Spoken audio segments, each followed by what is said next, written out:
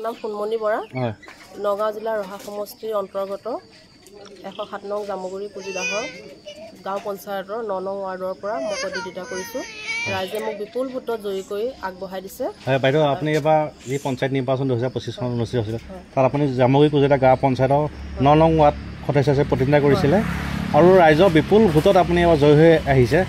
ৰাইজে আপোনাৰ ওপৰত যিটো আস্থা আৰু বিশ্বাস দেখুৱাই আপোনাক জয়যুক্ত কৰিলে, ৰাইজক আপুনি কি ক'ব এতিয়া? ৰাইজক মই যথেষ্ট ধন্যবাদ জনাইছোঁ আৰু ৰাইজৰ হৈ যাতে মই 9 নং ৱাৰ্ডৰ হৈ কিমানখিনি কাম কৰি যাব পাৰোঁ সেয়ে মই ৰাইজৰ আশীৰ্বাদ লগত আশীষ লৈ পেলাই মই অশেষ চেষ্টা কৰিম।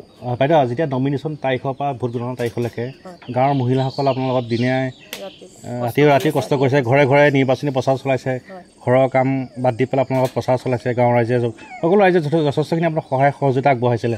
ৰাইজক কি ক'ব আপুনি? এই ৰাইজক যথেষ্ট ধন্যবাদ জনাইছোঁ মই আৰু এইটো যে ইমানখিনি কষ্ট কৰিছে আৰু কিবা ৰাইজেও আশা বুকুত বান্ধি লৈ মোক আগবঢ়াই দিছে।